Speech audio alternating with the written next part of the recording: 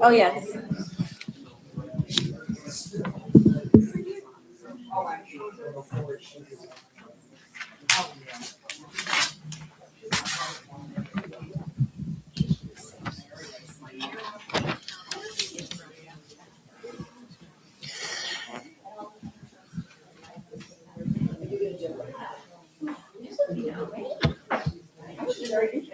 Ready? Ready? Okay, we don't have a quorum yet, but we're going to start with our public session, and then hopefully we'll get people to come in that we can proceed with the meeting. Can we all please rise for the Pledge of Allegiance, please?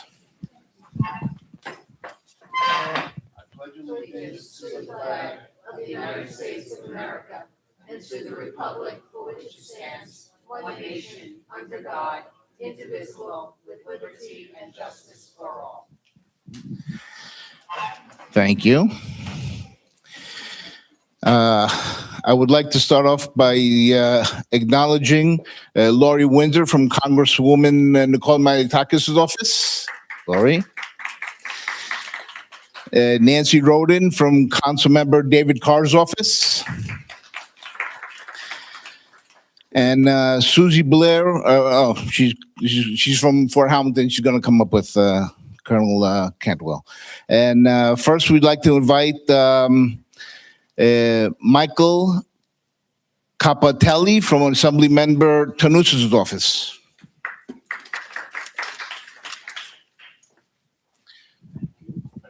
How are you? No, it's good. Thank you.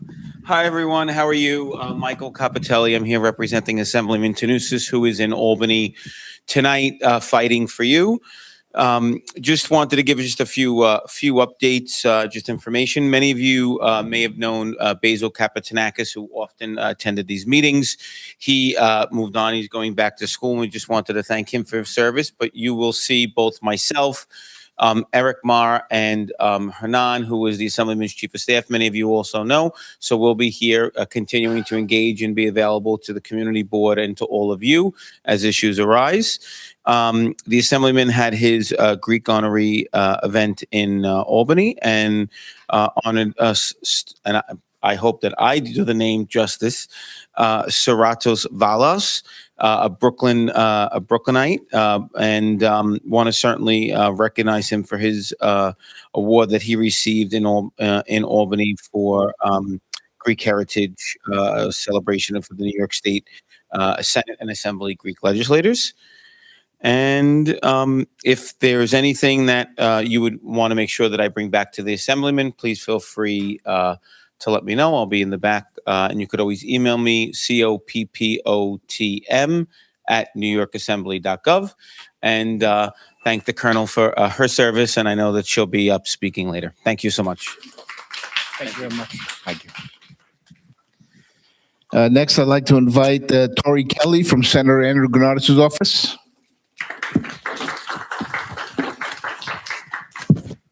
Hey, Tori. Hi, everyone. It's great to see you all. Some of you may know I used to rep this board for the senator a couple of years ago, so it feels like a homecoming to me being here. He's up in Albany right now working on the budget. He's got a couple priorities in there. We have a bill that the governor was put in her budget to stop reckless recidivist drivers. We have some legislation to protect children online, as well as fighting for more funding for our schools and childcare and all of that. The budget is due April 1st. We are actually hoping for an on-time budget, so it's really crunch time. I mean, maybe next month. I'll tell you if that was actually what happened. But and also, I just want to say it was great having Sandy up for the annual bipartisan Greek legislators event. We do it every year, and it was wonderful having you up there for it. A couple events, and then I'll get out of your hair. March 25th at our office on Carroll Street, 497 Carroll Street, we're having an unclaimed funds event with the state comptroller.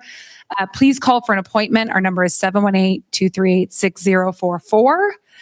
We're also having the Omni Van on March 30th in front of our office from 10 to 2.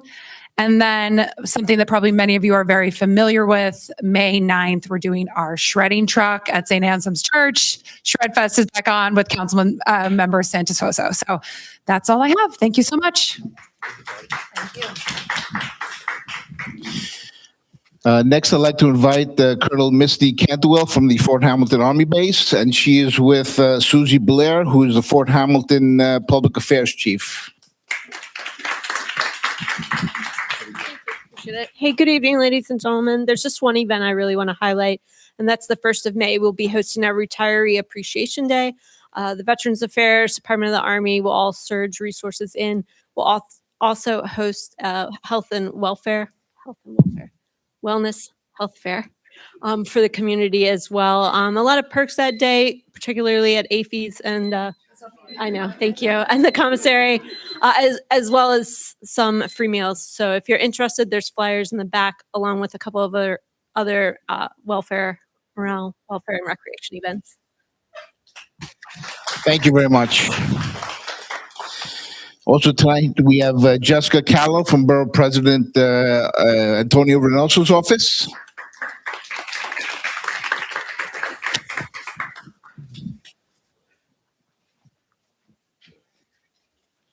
I'd like to be able to see you anymore. I know, right? It's disappearing. Thank you so much, Sandy. Hello, everybody. Hello, Josephine. This is for you. We have hand-delivered Josephine a copy of our comp plan, all 400 pages of it. So I know you all are very into reading everything that gets put out, especially something so big. So now Josephine has it in person. Hello, everybody. It's so nice to see everyone. Thank you for giving me a few minutes. My name is Jessica. If you don't know me, I'm from the Borough President's office. I just want to highlight two things. One, we have free tax prep, obviously, like all government offices. Come down to Borough Hall. We have free tax prep going on. Also, we have our constituent service center, and most people don't hear about it because you have all these other elected officials who are very involved in their community. But we have our own constituent assistance center that is willing to help you with anything that you need, and they're particularly highlighting the changes to SNAP benefits. So they want to make sure that everybody knows that there's changes in the guidelines, and if you have any trouble, please reach out to our office, and we're happy to help. Thank you very much. Thank you. Thank you, Jessica. Next up, I'd like to invite Lauren Avellino to come and speak.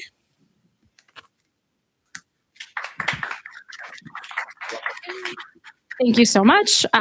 As Sandy said, my name is Lauren Avellino. I am the Program Director of Community Affairs at New York Presbyterian Brooklyn Methodist Hospital. And although we're located in Park Slope, our service area is all of Brooklyn. And I know many of you are familiar with the former TJ Maxx on 86th Street, which will soon be a medical practice from New York Presbyterian.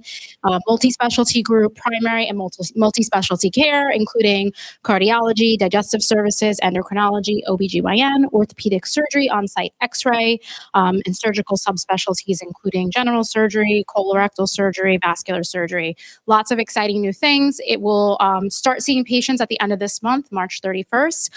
There's flyers in the back with a QR code for more information, and they're open and accepting appointments. They're accepting appointments for the opening, and stay tuned because there will be cutting, for which we'll invite some of the members of the community board too. So thank you so much. And I apologize, I have a small child at home, so I'm not sticking around, but thank you so much for having me. Okay, next we're going to invite Dr. Noni Thomas Lopez.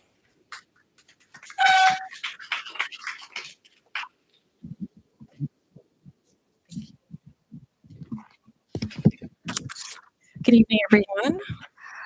My name is Dr. Noni Thomas Lopez, and I serve as the head of Poly Prep Country Day School, which has a primary entrance on 7th Avenue between 92nd Street and Poly Place. I know this corridor has been the subject of prior discussions and safety efforts, and Poly deeply appreciates the attention that this board has already given to it. I also understand that city data and prior presentations have identified safety risks along this corridor.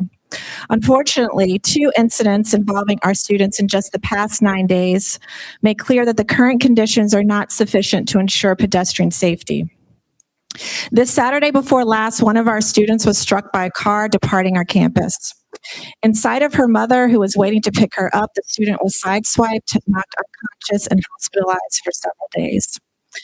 Thankfully, that student is now recovering at home, but it was a frightening reminder of how vulnerable young pedestrians are along this corridor. Then, just this Saturday, another student was nearly hit while crossing at the crosswalk outside the entrance to the school. According to his mother, a driver bypassed stopped traffic by traveling in the wrong lane and ran a steady red light, narrowly missing him. These incidents are deeply concerning to our school community, but they are not only about Poly. Every day, young people, families, commuters, and neighborhood residents cross and travel along this corridor. The conditions that put Poly students at risk put the broader community at risk as well. These incidents could be chalked up to driver or pedestrian behavior. Behavior matters, yes, but design shapes behavior. Safer street design helps prevent a moment of bad judgment from a driver or a pedestrian becoming a tragedy. I'm aware that safety concerns have been brought from the community to this body before, and I know that safety improvements have been studied and discussed here previously, and some measures have already been attempted. However, the events of the past week make clear that whatever is in place is not sufficient to ensure pedestrian safety. We respectfully ask the board and appropriate city agencies to revisit this stretch of 7th Avenue with urgency and to consider signage redundancy, visibility, traffic calming, or enforcement measures that may be necessary. More specifically, we will welcome a renewed DOT safety review of this corridor in light of these recent events. Our goal is simple. No parent in this community should have to get the call that their child was struck by a car on the way to or going home from school. Tonight, I'm asking that we do everything we can to prevent this from occurring. Thank you so much.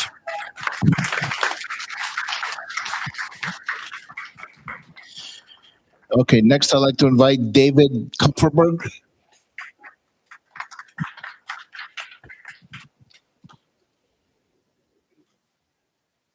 Hi, good evening. My name is David Kupferberg. I am a member of Passengers United.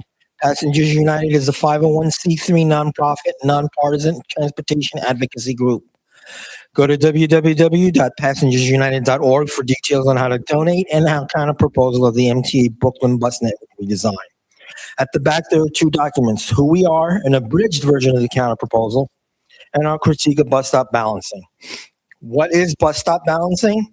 Bus stop balancing is a mindless implementation of standard practices by the MTA and New York City DOT without consideration of the effects of their actions. There is no correlation between bus speed and passenger travel time. If a bus route has many bus stops but only stops at a few of them, the elimination of bus stops has little, if any, effect on bus speed. Hence, there is little benefit to their elimination. Potential passengers, however, must walk further on average to reach a bus stop, increasing passenger travel time. This also significantly increases the chance of a misconnection. For infrequent service, a misconnection could also discourage bus usage. And if there are half a dozen lightly utilized bus stops, the elimination of some stops could result in a bus stop stopping at stop A instead of stop B, saving no travel time. In conclusion, there must be a moratorium on the elimination of bus stops until fair and unbiased borough-wide studies are complete.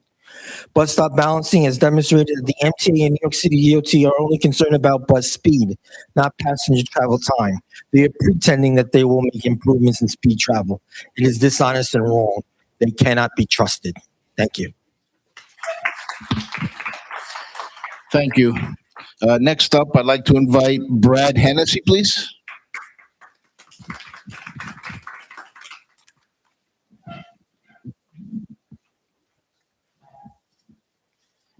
Hi, nothing like coming out on a nice rainy night. I'm here about the 10th Avenue sewer project. Been approved, money was there, money was doubled, got approved again, and still nothing's been done. So I just need, I guess, help from everyone. people in the community, people that say they, are for us, to start protecting our homes. Like, I will hear about everything else, but this is like over 100-year-old sewer. And anytime you get a little bit of rain, it ends up in our basement, which is absolutely ridiculous. And it's not just us, but I'm not an engineer, but there's got to be a way to fix this, especially since they've gotten the money approved twice. And I just don't understand what we have to do to have the DEP even give us a plan. So that's really that one. Also, I hear about pedestrians all the time. Something must be done about the bikes, like on the sidewalk, motorized bicycles. I have a father-in-law in his 80s. It's just ridiculous anymore. I mean, I drive, I have to follow the rules. I have to stop at the stop sign. If not, I get a ticket. If I hit something, I have the insurance. They have nothing. There's just no consequence at all. And it's just out of this world. And we're at a tipping point where if you don't do anything soon, this is just it. And you got to live with it. And people will get hit by them, and you can die getting hit by a bike just as easy as getting hit by a car. They go fast. So that's it.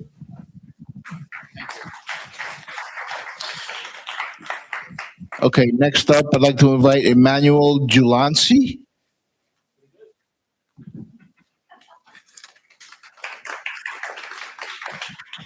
From Eastern Europe, man, happens all the time. Pardon the mask. I got a grandmother. There's an old joke the old timers taught me when I was working my way through college. It goes something like this. How do you kill somebody and get away with it in New York? Use your car. So I'm here to speak about the safety issues on 4th Avenue. I'm speaking in favor of them. And the risk of sounding like a list, it's good for safety. I'm not just talking about, oh, thank you so much. Tend to be too loud. Thank you. So I'm speaking on behalf, in favor of finishing 4th Avenue, making it safer and doing these traffic upgrades. And again, if you didn't hear my old joke, here it is. It's that if you want to get away with murder, there's only one way to do it, and that's use a car. So I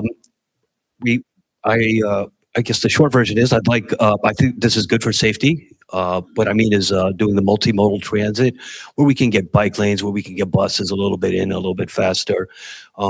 It's good for health. Goodness knows the COPD rates are like astronomical in the neighborhood. We got asthma everywhere you turn. You can ask these teenagers. They have issues we didn't have 25 years ago, and it has to do with how our environment is. Go look outside of the building, scrape your finger on the wall, see what you come up with. It's also good for business.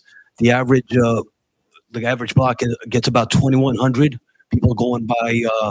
So I think too. It's about 2,100 people going by its business once an hour here right now. Usually they get about 50% more once you get more bike lanes, more pedestrian friendly, more daylighting, so that my grandmother can walk out there and not get hurt. Right? We are a naturally occurring retirement community, and that's the other part. What kind of community we want? I know plenty of seniors in my neighborhood. I know people I got to bring food to, right? Because they can't really make it out their house. And food is insecurity for the neighborhood is if you're a senior. It's much safer for them. They can walk out on the street if they're not worried about getting smashed with cars going 35, 40 miles an hour. And if you don't think they go that fast, I urge you to go by where they come off the belt or the belt or the BQE. See if you would be comfortable walking your 4-year-old back and forth. And finally, I don't bike so much, but I see that people are riding the bikes more. That's a good thing, And if people are worried about them being on the street, terrific. We need those bike lanes. We got to have it one way or another. I'm worried about their safety. I'm worried about these kids breathing in these toxins. And I'm worried, just like a neighbor, that I don't want to get hit by a car going 45 miles an hour in my neighborhood. Thank you so much. Thank you. Okay, next up, I'd like to invite Danielle Mowry.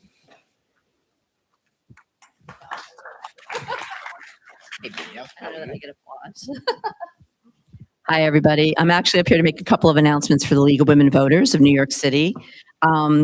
There was something I had started last year a little bit. I had done these community chats in Bay Ridge. They're meant to be like a nonpartisan gathering of people who are civically minded. And so now I'm having the League of Women Voters do those, and we're doing one in the borough of Brooklyn this Thursday. So you don't need to be a League of Women Voters member. You don't need to be a woman. You don't even need to be in Brooklyn necessarily, but we're going to be doing these throughout different boroughs in the city. And this one in Thursday is in Prospect Heights, so it's maybe not as convenient as some of the other ones, but just in case you or somebody you're interested, might be interested, it's going to be at the Bearded Lady Thursday evening from 5 to 7. And if you want more information, you can come up and I will share that with you. And the other announcement for League of Women Voters, I know from the past, you all know that I do citywide participatory budgeting. We're getting ready for voting season, so if your organization or group wants to vote in that, I can help make that happen either through the league or through connecting you with Civic Engagement Commission. The voting doesn't start until May 6th, but it's a busy time of year. May till June is a very busy time of year for a lot of people. So if you're interested in citywide participatory budgeting, a program where you vote on projects for the borough and anybody over the age of 11 can vote, just let me know and I'm happy to connect you. Thanks. Okay, that takes care of our public session. I've been told that we have a quorum. So at this point, I'm going to ask for an adoption of the agenda. Okay. And now I need a motion for the adoption of the minutes. Okay. And now I'd like to invite for our public hearings, Chris Ellison.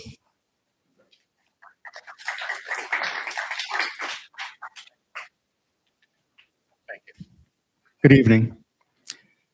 Real quick, the Police and Public Safety Committee meeting was held on March 12th. The meeting was a hybrid meeting in person at Community Board 10 District Office and on Zoom. We met in quorum, but not in person quorum. And the agenda was as follows. A new SLA liquor, wine, beer, cider license for Kate Steakhouse doing business as Iguazu Bar and Bistro located at 9226 4th Avenue. Presentation by Community Emergency Response Team, CERT, and we had new and old business. First item was new SLA license, liquor, wine, beer, cider for Kate Steakhouse Corp., doing business as Iguazu Bar and Bistro located 9226 4th Avenue. The owner applicant, Lydia Rafael Negro Neto, was present at the district office.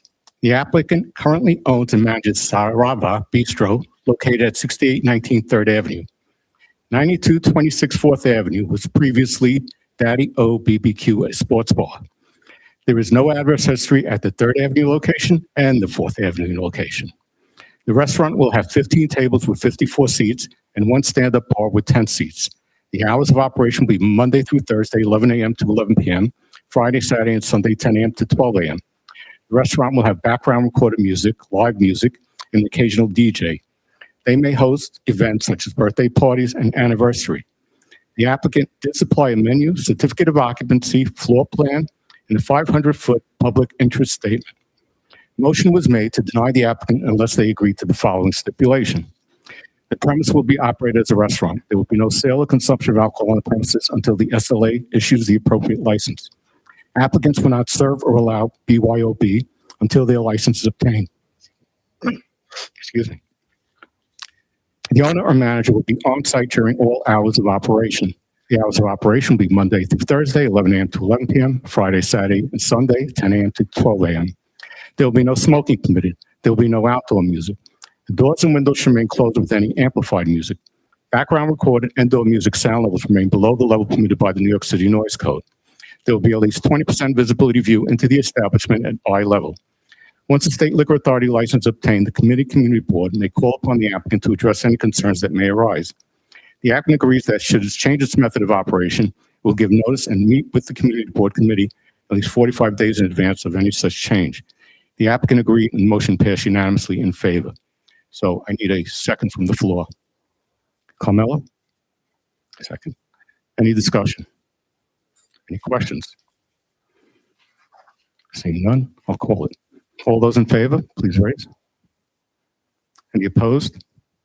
Abstentions? Motion passes unanimous. I'll come back later. I'm sorry? Oh.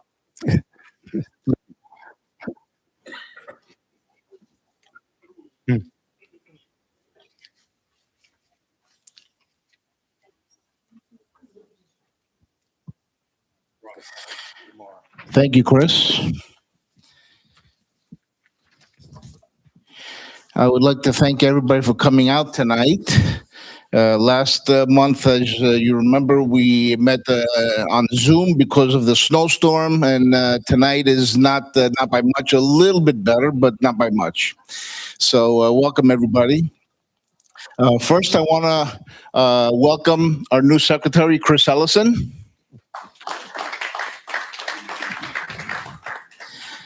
Some of the holidays that we celebrate this month, Purim, Ramadan, Eid, which is Friday, St. Patrick's Day, which is tomorrow, and toward the end of the month is Greek Independence Day and Palm Sunday. One date that my wife and daughters had circled on the calendar and they made sure that I mentioned is International Women's Day. So we celebrated that as well. And I also attended Lunar New Year celebration that was... I'm sorry? And the Lunar New Year celebration was sponsored by the Brooklyn Chinese American Association. That was due to be earlier, but because of the snowstorm, they postponed it and they had it this month. So that's about all that I have. I'd like to close. I just want to offer my my condolences to the Beckman family. John's sister passed away, so I just want to offer our condolences. Okay, now we're going to have our district manager for her report. Thank you, Sandy. Good evening, board members. I want to begin my report this month with a special thank you to all who participated and donated to the We Are Family baby shower that was co-sponsored by Community Board 10, NYU Langone, 68 Precinct Community Council, which took place this past Saturday at the Bay Ridge Center. It was really an incredible event. The donations collected were sent to the Healing Center, the Domestic Violence Centers, the Pregnancy Center of Staten Island and Brooklyn, the Life Center, Women's Empowerment Coalition of New York, and Mixteca, as well as 28 local expecting moms who were in need. Our collection bin at Community Board 10 was overflowing with donations, and all for such a wonderful cause. This was a very busy month for the Community Board 10 district office. As you may have heard, the snow melted and the office has received many service requests related to potholes, street cave-ins, as well as street cleanliness throughout the district. I want to remind all that curbside collection of compost is mandatory and fines are being issued by DSNY. And I'm hearing that there was a lot of lax collection following the snow, but we encourage everyone to please compost. There were 122 unique service requests for potholes from February 1st to the present filed in Community District 10. We also contacted the New York State Department of Transportation after many calls from local residents about recurring large potholes that manifested on the Fort Hamilton Parkway Bridge on the overpass to I-278. The Fort Hamilton Bridge is currently under construction and limited to one lane, so the potholes were a big concern to local residents and were quickly filled. While we were on the phone with the team at New York State DOT, they did provide an update that construction is continuing as per schedule and is expected to be completed by spring of 2027. I also attended this month the March Borough Service Cabinet meeting hosted by the Brooklyn Borough President's Office, where Con Edison provided Brooklyn District managers a presentation about the expansion of the Brooklyn Energy Grid. They recently began construction of Gateway Park substation in Canarsie, which will expand transmission capacity to better serve neighborhoods of Central Brooklyn. This was needed to address Central Brooklyn's growing demand from economic growth, new housing, electric heating, and electrical vehicle charging. So there are important updates in there on the Con Edison website as well as at the Brooklyn Borough President. So there's interesting information for us as Brooklynites to know it's happening, even though it's not within our district. I want to share that we heard from the New York City Department of Transportation that a new traffic light was installed at 13th Avenue and 63rd Street, which is very much requested over the years. And speed bumps were approved to be installed on Senator Street between 4th and 5th Avenues. A new traffic signal was also approved to be installed at the intersection of Colonial Road and 88th Street. The Department of Transportation announced today and shared with our office that it will be implementing 15-mile-per-hour slow zones at all eligible New York City schools in the largest Sammy's Law expansion. The New York City DOT will reduce the speed limit to 15 miles per hour at every eligible school location across the 5 boroughs. And this year, it will install them at nearly 700 school locations that have existing 20-mile-per-hour school zones and establish 100 new 15-mile-per-hour school zones at locations within 25-mile-per-hour limits. So I just have a few reminders. The 68th Precinct Community Council meeting this Wednesday, March 18th, 7 p.m. at the DGK Holy Cross School located at 8502 Ridge Boulevard. I know Sandy mentioned that we have lots of holidays to celebrate from now to our next month. And on behalf of the district office, I'd like to also offer our best wishes to all who celebrate Eid, Al-Fitr, the festival of breaking the fast. Happy Easter, happy Passover. I know Sandy mentioned the rest. And I know there were 2 board members also who had losses, and we just wanted to just mention both Julie Thumb and Carmelo Di Bartolo. And, on behalf of us here at CB10, we express our condolences to you. Our next meeting will take place on Monday, April 20th at 7 p.m. at the Fort Hamilton Senior Center. I can't believe it's next meeting, April 20th. Respectfully submitted. Thank you so much, all. Thank you, Josephine. Our first committee to report tonight will be the Traffic and Transportation Committee. Jane Marie Kaptanakis. I'm jumping ahead. Okay, first is the Treasurer's Report, and Shirley is absent, so we're going to have our Secretary, Chris Ellison, give us a Treasurer's Report. All right, thank you. So Community Board 10's Treasurer's Report as of February 28, 2026. Total personal services, $194,952.04. Total other than personal services, OTPS, $6,537.01, leaving an encumbered budget balance of $96,270.95. Thank you. Thank you, Chris. Now we're going to have the committee reports, and it's going to be the Traffic and Transportation Committee. Jane Marie Kaptanakis is absent tonight, so Stephanie Simone Mahaney will be giving the report. Thank you. Okay, filling in for Jane. All right, good evening, everyone. Okay. The CB10 Traffic and Transportation Committee meeting on Thursday, March 5th, met on March 5th to discuss 2 significant safety issues, an updated CB10 pedestrian safety report and a 4th Avenue audit focused on micromobility users conducted by Transportation Alternatives. Our first item was the pedestrian safety report. This report aimed to update the 2011 pedestrian safety report, which was based on data from 2005 to 2009. The new report, compiled by a select committee on pedestrian safety, which was commissioned in January 2025 when Jane Kaptanakis was board chair, Jack Zhang was traffic and transportation chair, and the subcommittee was chaired by Dan Hedges. The committee analyzed data from a similar 5-year period leading up to 2025. Our goal was to have findings shared in June 2025, but the subcommittee requested more time. In fall of 25, both Dan and Jack had left their positions on the board, and our district manager finished the compilation of their data to share with us. We thank the many volunteers who participated by gathering data for this report. Okay, key findings. The updated report revealed a decrease in pedestrian fatalities and injuries compared to the previous period. Specifically, there were 12 fatalities and 536 injuries, down from 16 fatalities and 834 injuries.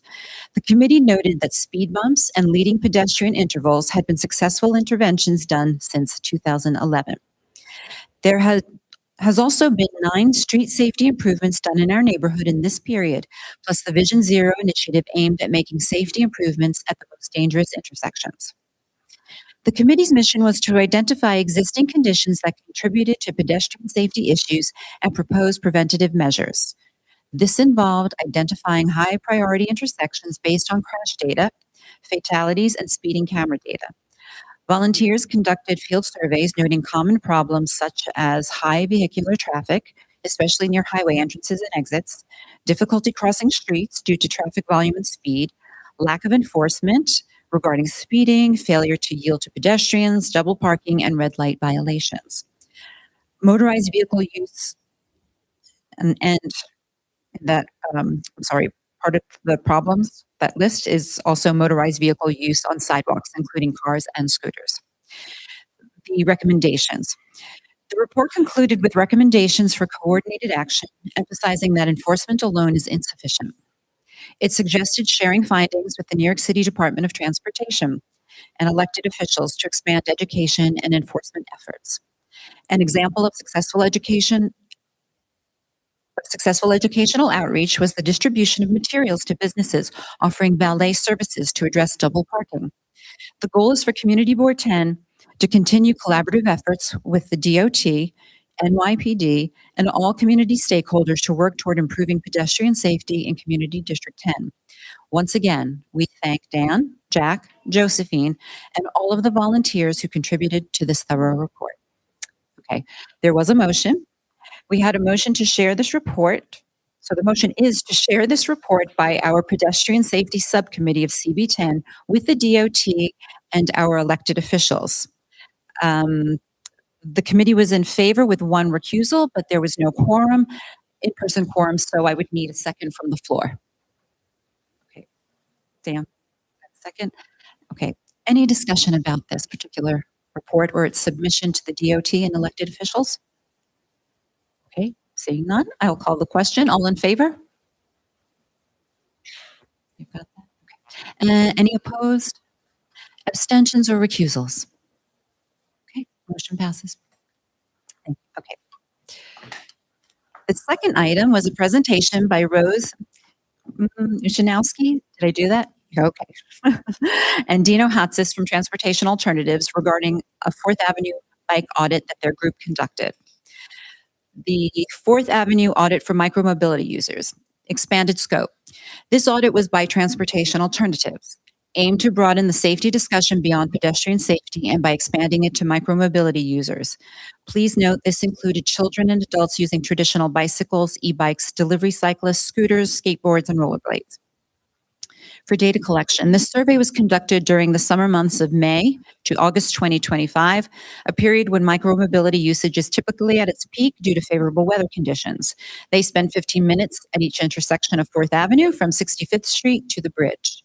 They counted 15 micromobility users per intersection and averaged 6.3 moving violations and 2.9 illegally parked vehicles. Their identified concerns. While they believe the entire corridor could use safety reform, the most dangerous locations identified were the BQE underpass, Bay Ridge Avenue, 86th Street, 91st and 93rd Streets, and Shore Road. The audit highlighted specific areas of concern, particularly street design, the impact of valet parking and car dealerships on pedestrian and micromobility safety in Upper Bay Ridge, and driver behaviors. The conclusion of the presentation included a particular concern for the safety of bike delivery workers and the importance of safe infrastructure. Proposed solutions.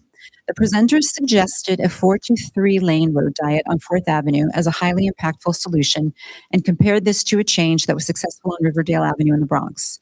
This would involve removing 1 traffic lane in each direction, but adding a central turning lane, freeing up space for dedicated micromobility lanes and wider sidewalks. Community discussion and challenges. The discussion included questions about licensing scooters and bicycles. Many questions included the discussion about the potential impact of narrower streets and bike lanes on emergency vehicle response times and operations. Concerns were also raised about the impact on sanitation collection, snow removal, buses turning, and outdoor dining. Our discussion included that this was not a formal CB10 audit and that this was done outside the board by Transportation Alternatives. Any board committee or subcommittee must be conducted openly with opportunity for all board members to participate. The conclusions and methodology used were done by Transportation Alternatives and their volunteers. As this was not a Community Board 10 committee report or open to include all community board members to conduct this audit, it cannot be voted upon to share as a CB10 report. As we do with all of our neighbors, when an issue is brought to our attention, we can elevate their concerns to the agency involved and elected officials. Our role here is to be a liaison, to share the concerns of our neighbors. The committee emphasized the importance of this communication, especially with the anticipated increase in city bike usage following its expansion into CB10. The meeting concluded with a motion to share the Transportation Alternatives 4th Avenue bike audit with NYC DOT and elected officials to elevate the need for safety improvements for micromobility users. The motion also specifically requested a meeting and an update on the status of the DOT's ongoing study of 4th Avenue. Okay. The motion was voted on in committee, and the committee was in favor with one opposed and with one recusal. So again, there was not an in-person quorum, so I would need a second from the floor. Carmelo? Okay. Is there any discussion regarding this? Jonathan? You have to wait. Thank you. First, I just want to say thank you and commend Dino and Rose, because the audit was very in-depth and had a lot of information, and they did it on their own time. So I think that's a really cool thing that you guys did.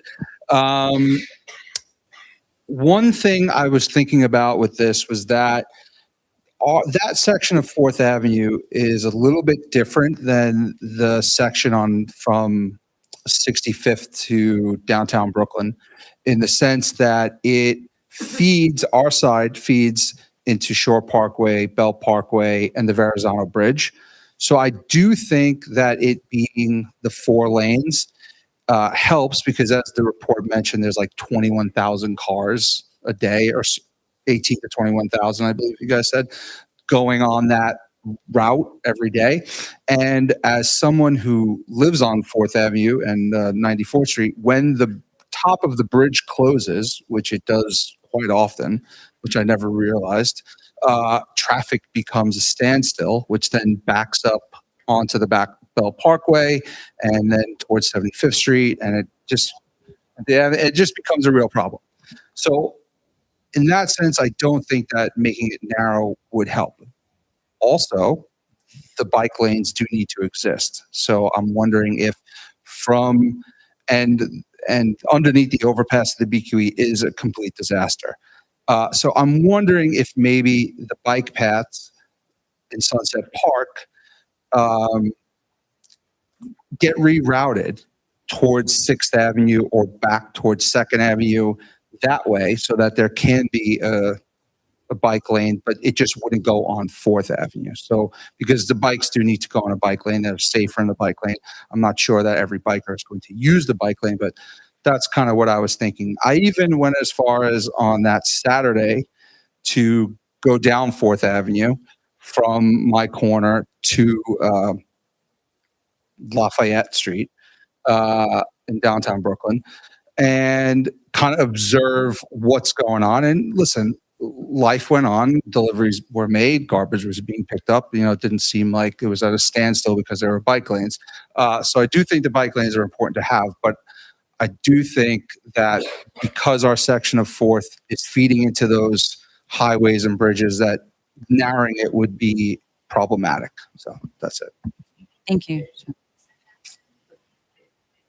Yeah, well, it's like 2nd Avenue. The 2nd Avenue becomes, what is it, like narrow Ridge Boulevard or something like that. But it would be 2nd Avenue and Sunset Park, come back down that way. And I think there is a bike lane already over there. So it could go, yeah. And it's a much more scenic bike ride, actually, if you went that way.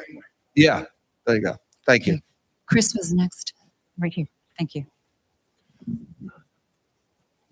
So I just wanted to, thank the information being brought to the committee from Transportation Alternatives, because I always think these discussions about safety are really good ones.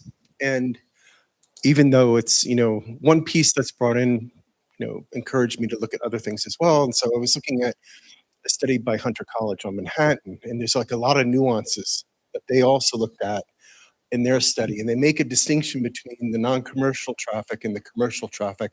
That's mobility, bicycle, etc. And I know that one of the intentions with the protective lanes is that it will offer more safety to commercial traffic. But what the study was finding was that commercial traffic that uses, bicycles and pedal assisted transportation, they're prone to be safer themselves because they're following traffic safety laws. They're yielding, they're stopping, they're wearing helmets. What's sort of problematic are the non-commercial not vehicles, but also micro mobility and bicycles.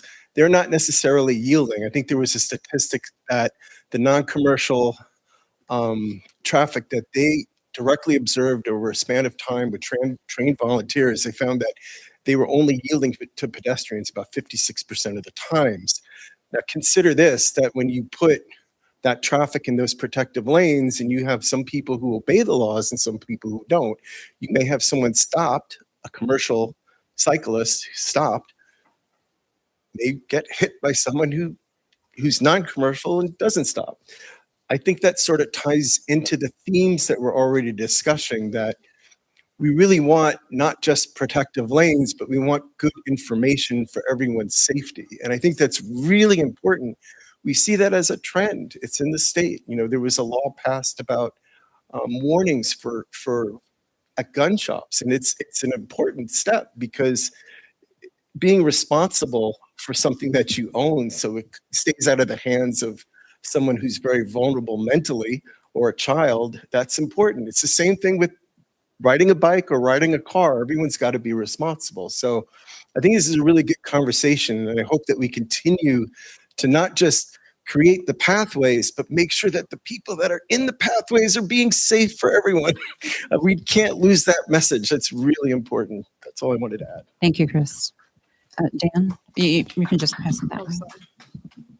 I made that one easy for you.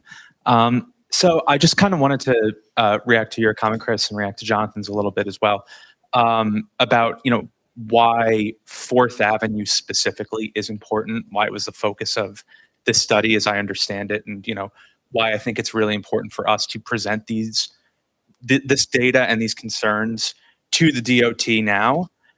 So first of all, to talk a little bit, Jonathan, about, the function that Fourth Avenue has. I do understand the concern of how it feeds into the bridge. What I think we've all really observed, though, is that Fourth Avenue at all times of the day functions as almost a de facto highway, right? I mean, people go down that at an extremely reckless pace often, and that is what has resulted in a large number of fatalities just on Fourth Avenue. And so a lot of these measures are traffic calming measures to prevent it from having that usage. I do understand the concern with traffic. And, one thing that we specifically talked about in the committee is that, we do recognize the need for individual considerations to be made on a block by block basis, but that it is ultimately the job of DOT to do them. And I think what we really need to do here right now is to make it clear that we are focused on this, and we need them to focus on it too, because it's just, we talk about safety all the time. Two speakers who, came up who I didn't even know before talked about it too in different aspects. On the bikes, specifically on bikes respecting the rule of the road, I think that this is actually going to be helpful for that, because Fourth Avenue is a major artery for the neighborhood. People just aren't gonna go down Ridge or Colonial all the time, even if there is a bike lane, because they don't have to. That's not their final destination. And I sort of around road safety, pedestrian safety, all of that, try to look at it as incrementalism, right? Like, you're always going to get assholes, right? Let's be real. Like, there's always going to be somebody who isn't following the rules of the road. But if we create the infrastructure, more people are going to. And it will also, we've talked plenty about the need for enforcement, even though that's not the sole solution. but it will also make the job of the NYPD easier to catch the single people here and there who are disrespecting the rules if everybody else has the infrastructure in place. So I just want to put that. Okay. The only thing, Dan, is that if now non-commercial riders are not wearing helmets or yielding or stopping at a rate that commercial riders are stopping at, you can make all the protective lanes you want. It doesn't mean they're going to be safe riders. Okay. You can build it, but it doesn't mean it will change their attitude. Okay. Why isn't their attitude changed now? I'm going to then let Danielle, and then I'm going to, can I get a chance to talk? Take off a different hat. Yeah. Hi. I don't know that this falls completely under this, but I felt I was going to save it for like new business, but the 15 mile per hour for the, and it wouldn't have been in this report because it just happened. Is that, because when we have the person speak from the school, both those incidences happen on a Saturday. So I'm just wondering, is that 15 mile per hour only when school is in session? And if there's weekend activities going on with the school, is there any way to indicate that so that there's still going to be a 15 mile per hour situation? I think that's just like regular school regulations. It would be in effect when the school is open.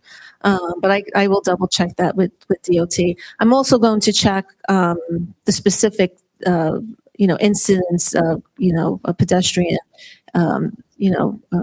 accidents, crashes that happened at the school, because we've had some concerns raised about the redesign of 7th Avenue and not, it being too tight and some other areas. So I think it will be a good topic for TNT and certainly to meet with DOT. We'll get the specific information on that, and I'll get back to you on the 15 mile an hour. A question? Okay, so this plan that they want for 4th Avenue, last meeting we had, we heard about a plan that they wanted for a truck route. Oh, okay. I think I I need to interject here. That going to This is half a hat and half be a me as a problem? committee member. Okay. I need to reiterate, because the motion is very clear that this is not about endorsing the recommendation to provide or to create a road diet on 4th Avenue. The committee, it was reiterated over and over again, this audit was done by an outside group. It was not done by Community Board 10. There was no buy-in from Community Board 10 per se. This discussion was limited in scope. It was limited to 4th Avenue, and the recommendations that came out of the audit specifically was to have a road diet. Not all stakeholders were at the table. I mean, there are many community members who were not represented, and that was clear. Not all concerns have been addressed. We, as committee members, we raised concerns to include those dealing with perhaps, the FDNY, emergency response times, the list goes on. The other agencies need to contribute.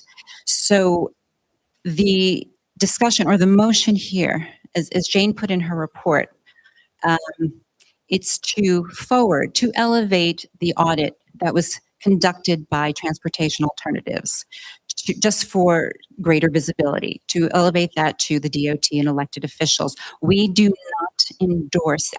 I'll speak now as a committee member, hat off as a chair. When I voted for it, the motion, I did so knowing that I did not endorse this audit. Is that clear then? Okay. I had Elizabeth and I have Staley. So. Oh, Carmen was first, actually. I'm sorry. Thank you. It's just a lot of little housekeeping for myself.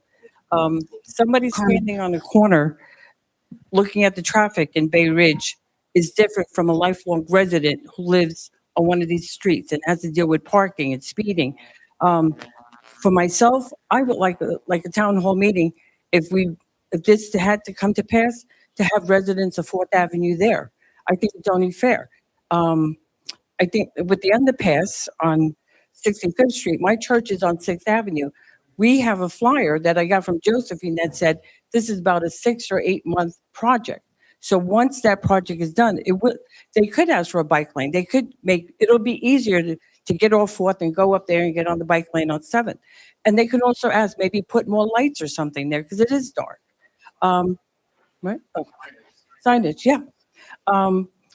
Let's see. DOT is studying 4th Avenue. I just want to state that, reiterate. And I'm going to say something. I've said it at several traffic meetings.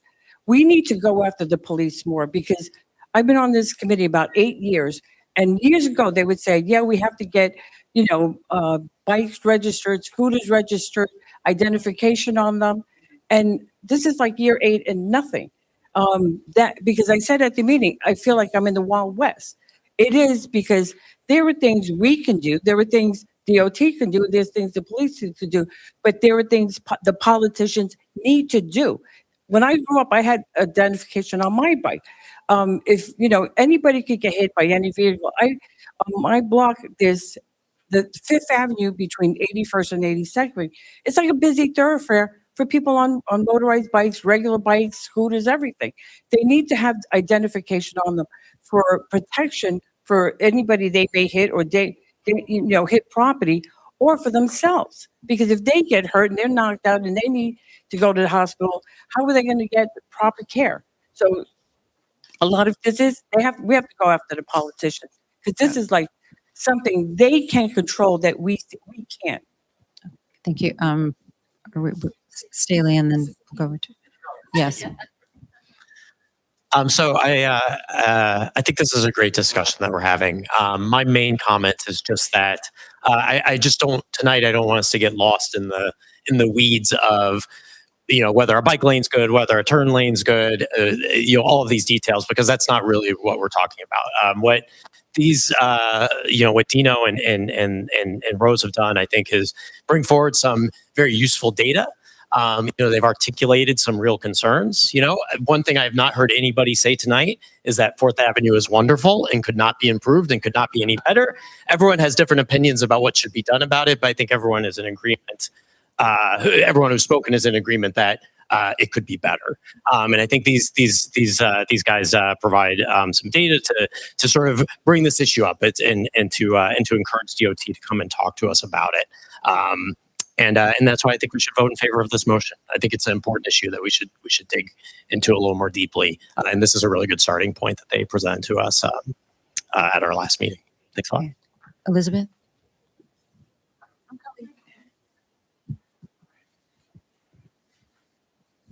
I have, I guess, a comment and then a question. And the comment is this: I don't take a position on the validity of the report or anything, but is this a typical procedure for us as a community board to accept a third party's group and then send it to a city agency? I know Josephine has said in the past she has like a stack of requests for DOT that have been sitting there. You all know that I'm always talking about street safety. Like, I care about this. It matters. My kids have come up with the idea on their own that we should put a bridge over 4th Avenue. I think that's a great idea. Multiple bridges, 75th Street, Bay Ridge Avenue, 86th. And then we would have not this issue quite so much. But I know that's not what we're talking about here. But my point is, it seems a little concerning to me to set a precedent that we would take a third party's data and group and then decide to send that directly to a city agency, putting them on notice. But maybe we have done that in the past and I don't know. So that was my question.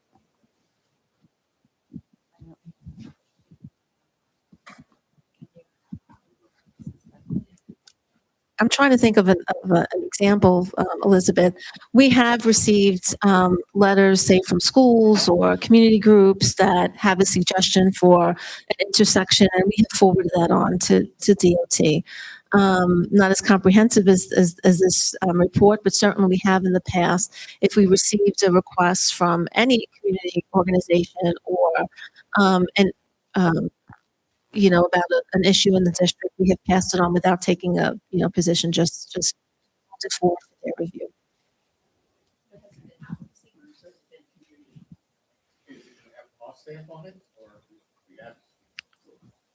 Well, if we receive, say, a letter from ABC school that, they believe that, there should be a traffic light on, a certain intersection, we'll send that. We don't endorse it. We send it along, right? I don't know that I have an example of an advocacy group. But to your question, this will not have CB10's on CB10's name. It will be generally, this is just board discussion. So this is again, the CB10 does not endorse this. The committee did not endorse the audit. Can I just make one? I'm sorry. Just one additional point about that. I think we are also, though, at CB10 asking DOT for a meeting. on this, right? So Or on the- 4th Avenue the con- generally. what was in the report that I read, this is Jane's report, that she did make clear, the meeting concluded with a motion to share the Transportation Alternatives 4th Avenue bike audit with the DOT and elected officials to elevate the need for safety improvements. The motion also specifically requested a meeting and an update on the status of the DOT's ongoing study of 4th Avenue. Okay, so again, I understand the concerns, and we've been over this, that this would have Transportation Alternatives stamp on it, not CB10s. Is that correct? Yes, okay. That was my understanding as a voting committee member. Also, for the record, thank you to Dino and Rose for producing the audit, but Dino, as a member of Transportation Alternatives, recused himself. Can I clarify some things? Because I feel like this whole thing's not being represented. Okay, you're speaking, which is your hat now? I am speaking as a recused board member. Can I do that? Is that? Yeah. Okay. You've identified So yourself. I am not a member of Transportation Alternatives. I am a member of the public. I am also a CB10 member of the Traffic and Transportation Committee. I had originally gone to Dan Hedix with this proposal to include a bike audit in the pedestrian safety report for a more comprehensive safety study that included cyclists because they're a growing population. There's a lot of delivery workers. It's exploded since 2020. And Bay Ridge has an urgent and desperate need for better infrastructure to accommodate these people. There's a lot of commuters. I'm one of them. You know, I would say 95% of everybody in this room is a driver and has absolutely no relation with cyclists. And they don't know what they go through on a daily basis. So basically what we're asking here, so when I went to Dan Hedix, I was rejected on the grounds that CB10 did not have the resources to allocate to adding cyclists to the safety report. So that's why I conducted an independent report and I partnered with Transportation Alternatives independently. So what we're asking here is for CB10 to forward this study so DOT can actually put the resources and attention necessary to study this corridor that has been neglected, that 3 people have died on since 2020. Hundreds have been injured. There's accidents all the time, and something needs to be done. So that's what we're doing here. We're not, getting into the nitty gritty of bike lanes, and this is so much more than bike lanes. We're calling for LPIs. We're calling for daylighting. There's just so much. So don't get lost in the bike lane itself. There's just a lot here, and DOT is going to study if it can even work, if it's even feasible, and then we can come in with all of our questions and concerns and bring in the community and all that stuff. So DOT is studying 4th Avenue, and Marie had a... They've been studying it for years, and we haven't heard any just need details to about that. reiterate, but in the motion also was a request for DOT to return to CB10 to update. But thank you. Marie? So you're kind of answering my question because I remember they were here. Sorry, I just getting my voice back. I can hear you. I remember they were here, and we did give all of our suggestions and issues and concerns. I remember I was one of them with 86th Street and 4th Avenue, where I myself have seen so many accidents. And I've seen people flip up in the sky. So what you just said, like, I guess they're coming back, but has there been any response or from DOT? I know we have a new commissioner now. Yeah, so you remember, because I was at the same meeting with the commissioner that you were at when the question about the 4th Avenue study was raised. Then it was Commissioner Udanis Rodriguez, and he said it was being studied. About a month ago, I asked DOT, our liaison, and I said, can you tell me, is the 4th Avenue study, is it near complete? And they got back to me and said, it is still undergoing. It's a very long stretch, and it's still underway. There are lots of roadways in the city of New York that are being studied by DOT. Now there are lots of laws that would change, and I think I mentioned this, or we had talked about it in committee, that every intersection that has a serious injury or fatality is now studied by DOT. There are priorities that are based on equity. I mean, there's priorities now based on killed or seriously injured. And it's an agency that I mean, as it's been explained to me over and over again, that has lots of priorities. And they assured me that it's still underway. So, getting an update, I think, in a formal letter to DOT and inviting them back, I mean, certainly is important. But the last time was about a year ago. The commissioner said it at the meeting you were at. I've got Carmelo has had his hand up. What was, all right, I wasn't involved in this one, but was the study done by TA published? And is it going to be published? And if it is published, who cares if we forward it to DOT? It's actually a good thing. And if they care, in case you miss this, but if it's a public study and it was done, properly and it's transparent and it's no big deal, publish it. Let's get it out in the open. Let's get this information out there. Let's have a robust discussion about what we need to do with Fourth Avenue, at least on our end. I mean, TA would know that, but again, the motion is about elevating this to the DOT and elected officials. Again, CB10 doesn't endorse the recommendations. It didn't endorse the methodology. Nothing. Just so that it's clear. There was another question. Was there? Oh, it was Chris. I think we're speaking the same language, Dino, in a lot of ways. And I cannot reiterate the story enough that my father, on a very clear day with a daylit street corner on 4th Avenue, was making a turn, was already turned and was struck by a speeding pedal-assisted non-commercial bike. And so no, but I'm just saying that I am concerned for the cyclists. I want them to be safe. I don't necessarily know if like Dan's saying, oh, well, if you build a protective roadway, you're going to be protective. No, the people using it have to be protective and safe-minded. And we have to make sure that happens, because we can build roadways upon roadways upon roadways. We can give people cars without seatbelts.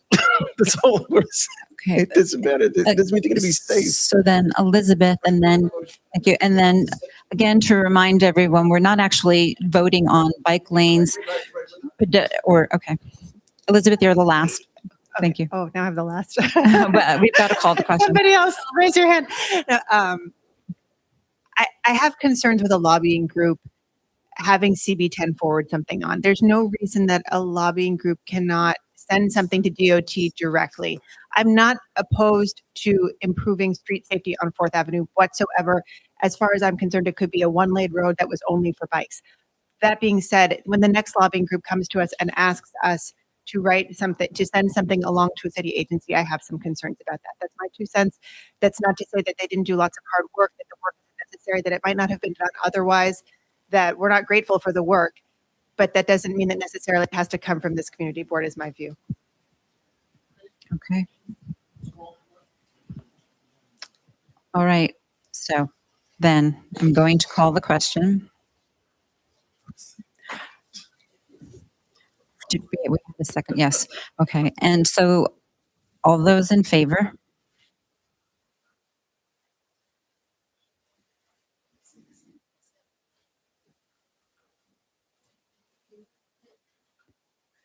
So, okay, as it's written by Jane,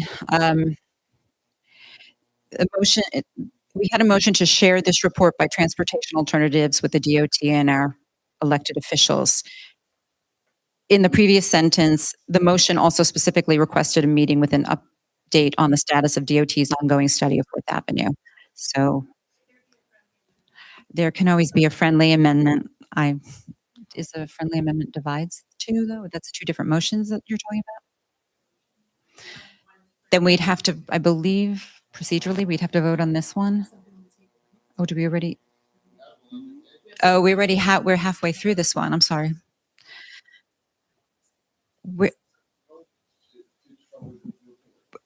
The motion is to forward the report. Okay, we had a show of hands for all in favor. Okay. The motion, I'm calling all in favor.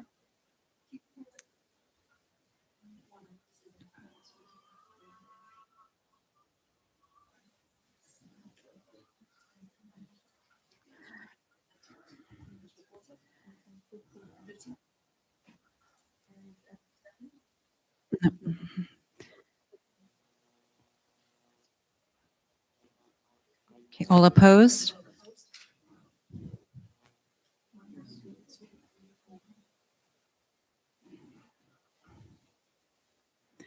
Abstentions? 2 no, and recusals? 1. Okay, I believe it passes.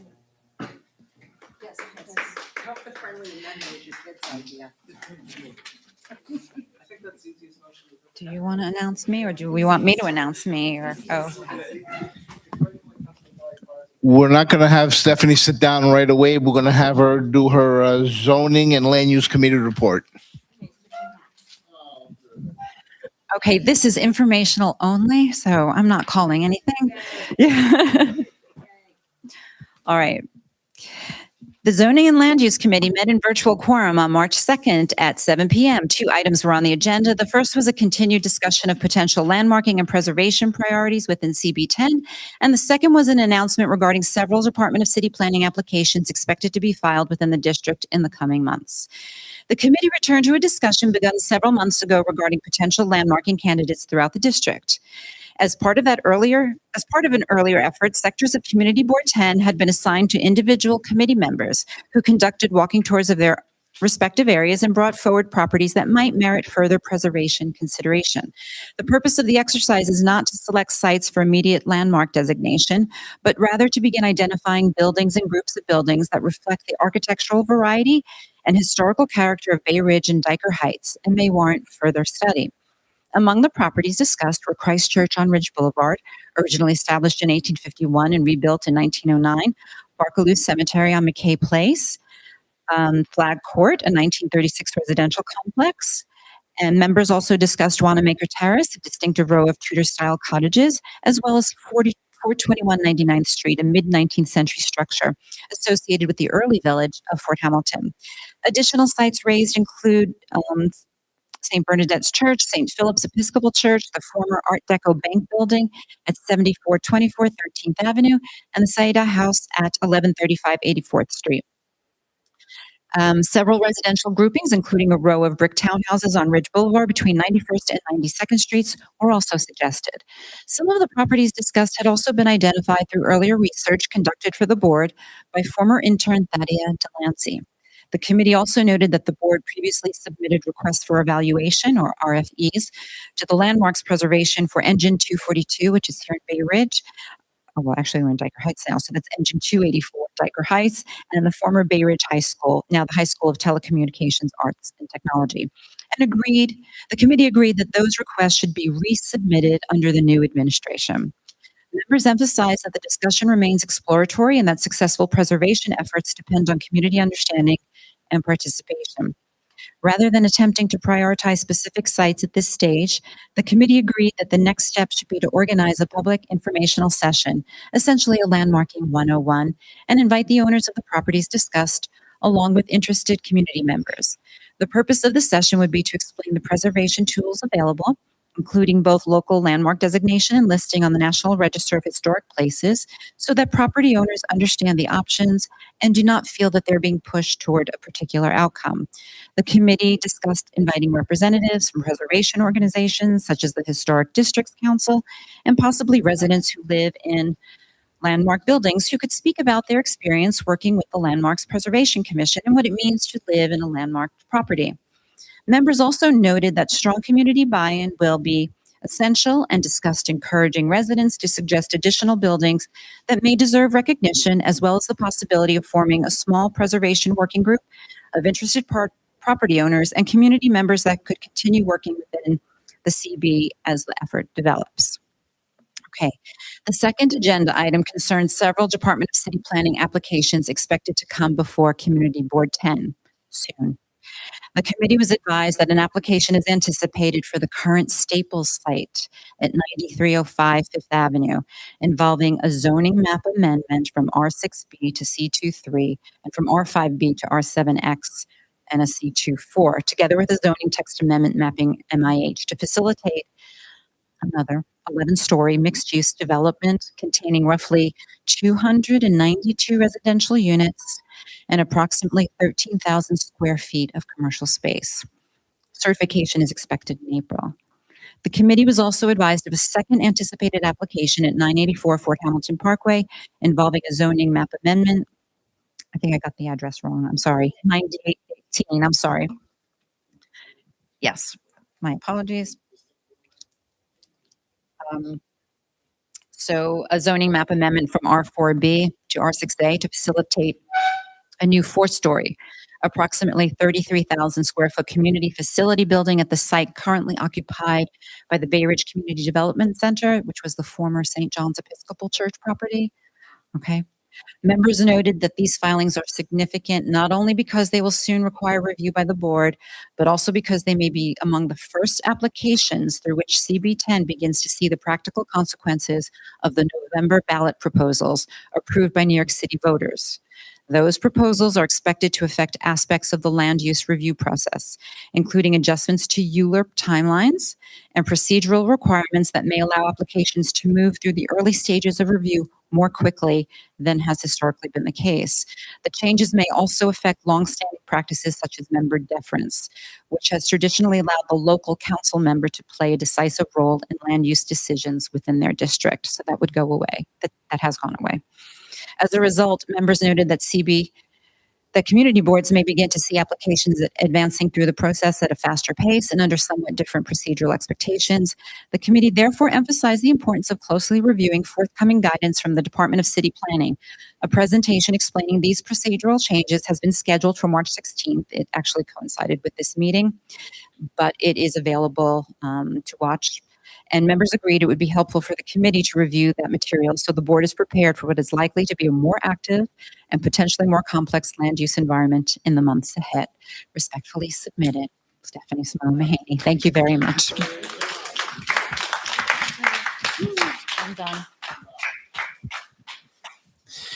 Thank you, Stephanie. We had you working overtime tonight. Another person working overtime tonight is Chris Ellison, and he's going to come up and report on the Police and Public Safety Committee.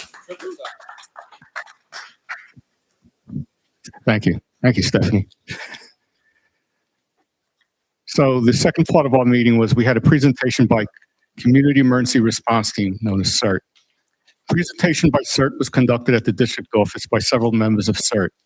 New York City's CERT are dedicated volunteers trained in emergency preparedness and response. CERTs are first responders, often identified by their green jackets or vests with CERT on the back. They get trained in incident command, first aid, emergency response, traffic control, and they also participate in several drills in cooperation with several city agencies like NYPD, FDNY, and the Office of Emergency Management. Some of the basics in an emergency is to first have a plan, gather supplies, and get informed. The plan should include a known meeting place for family and friends, like a specific corner, a school, house of worship, and a library, to name a few places. Lisa Morin, the district representative CERT, gave us a presentation on assembling a go bag. A go bag is usually a backpack that you will want to take with you if you must be evacuated from your home for any reason. The go bag should include items that you would need for at least 72 hours. Some of the items suggested are a change of clothes, medication, first aid kit, identification, flashlight, battery, cell phone, chargers, power bars, or canned food, water bottle, gloves, eyeglasses, and a list of emergency contacts. Cater the bag to your needs, and don't forget to include your pet. Bring some pet food and treats. CERT is always looking for volunteers, and you can learn more about CERT at nyc.gov/CERT or call them 311. The committee would like to thank the members of CERT for taking the time and presenting the important information to us. Meeting ended, respectfully submitted, and I believe there's some pamphlets in the back for CERT, all right? And to put together a go bag, I started putting one together recently, and I said, what type of identification am I going to use? You know, because it's going to be in there. Expired passport. That's what she said, yeah. Thank you very much. Thank you, Chris. Okay, is there any old business? Thank you. I'm only asking because of the landmarking discussion earlier. Have we heard any update on visitation? Yep, there you go. Do you know I got 2 calls about visitation today? I don't know, must have been visitations in the air. So, no, I don't have an update. The last thing we heard was that there was an offer some time ago, and the Vatican, who has to approve these decisions, did not approve it. And I've not heard anything since. No. So the Sisters of Visitation, I think, require that approval. It is an entity in Pennsylvania that owns it, but they have to get approval from the Vatican. So you're both right. Yeah, somebody else.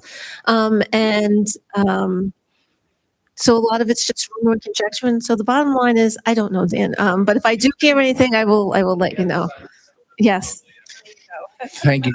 Thank you, Josephine. Okay, any other old business? Seeing none. New business. Thank you. As you know, we've kind of made an agreement with PS 413, the Joanne Seminara School, to help the kids learn what it is to be a member of a community. I read to them this past week, as did Jane. And if anybody would like, they've given me a time schedule. If anyone's interested in reading or speaking to they're kindergartners and first graders, so it has to be a low level, about what it is, what community means, just let me know and I'll tell you what dates are available and take it from there. Thank you, Pierre. Any other new business? Okay, if there's no other business, I would like a motion to adjourn. Ruth? Okay, thank you very much for coming, everybody. Have a safe trip home, and we'll see you next month.